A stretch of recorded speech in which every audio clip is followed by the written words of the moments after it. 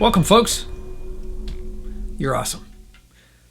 Last time we were together, I put this micro USB connector for power because, well, go back and watch the other videos. If you haven't seen parts 1 and 2 and the fun we had there, you may want to go back and check that. But taking in some suggestions and kind of an amalgam of all of that, I came up with a process where I'm going to remove this and actually attempt to get the micro USB connector inside that hole right there. Take all that out, shove that thing inside of there, maybe hot glue it all in, and let it be done.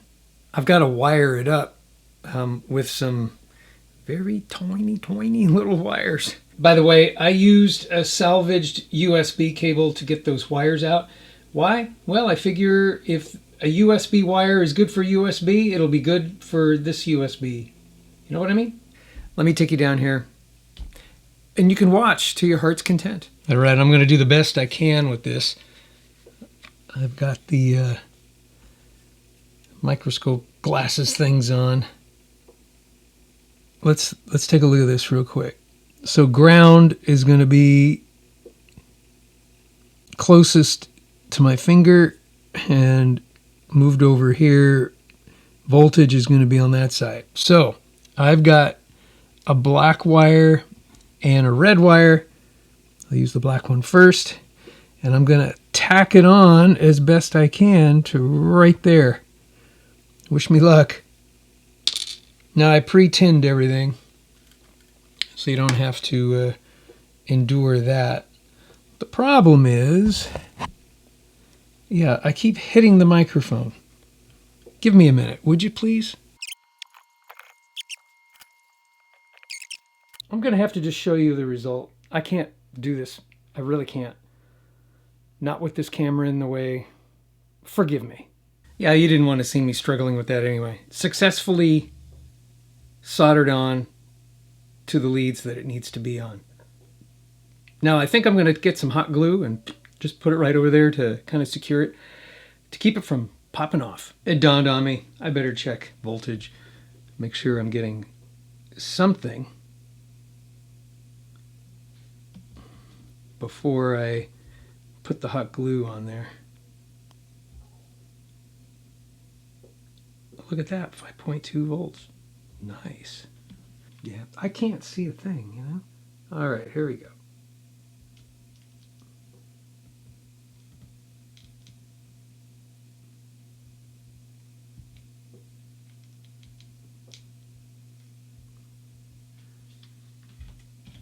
Now, if this was the wrong thing to do, I've got plenty of these little connectors. I can try again, because that's going to be kind of permanent.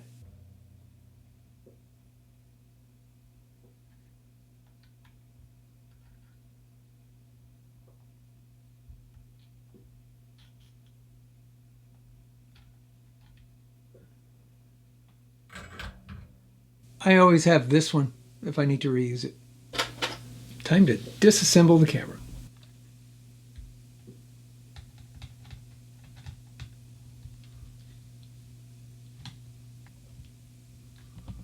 Don't you love the hands in the way?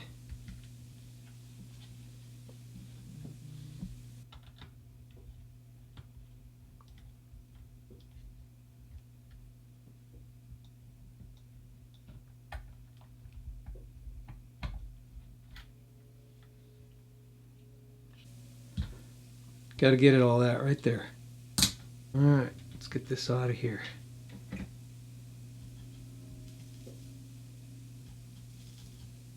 Let's get the new one in.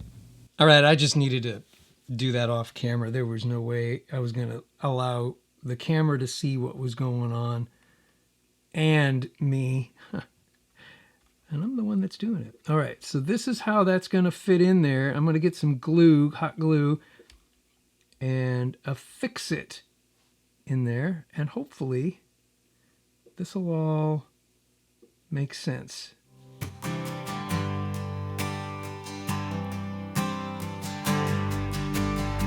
Wish me luck. Stuff's getting plugged in. I know. There's a green light, so I know it's working. And here's the screen. Look at that. It fits right in there just fine.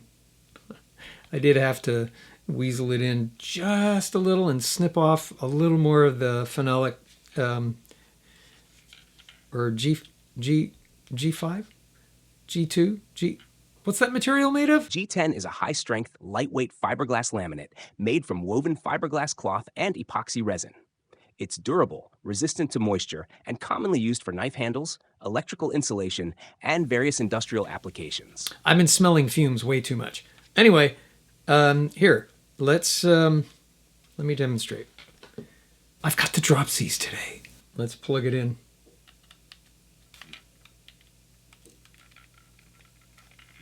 Goes in there.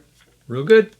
Let's try it out. Okay, I'm not going to lie to you. This has been a huge challenge, and mostly because two things. One, eyesight. You know, I can't use these and readers at the same time. I have to be like this close to the thing. And if I take the readers off, I can see fine like here, and it's nicely magnified, but then when I flip these up, I'm blind as a bat. It's very frustrating. There was that and this neck. I tell you, man, surgery completely wrecked me for doing this kind of thing, being bent over, especially having extra weight on my head. I've been doing exercises and occupational therapy exercises and all that kind of thing to get this neck strengthened up.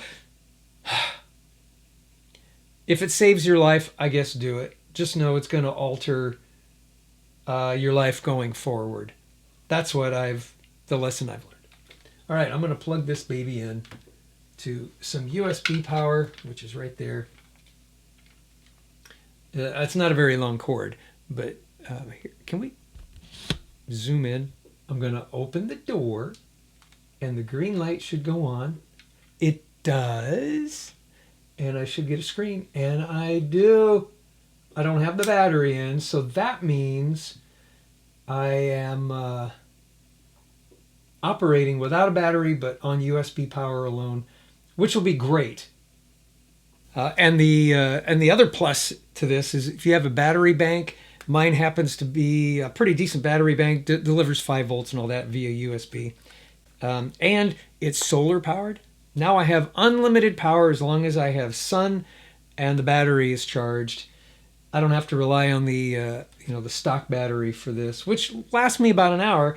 But this outside, I could run it and stream with it, not necessarily fill up a memory card, but I can stream. Let's say we just recently had a lunar eclipse, the blood moon thing.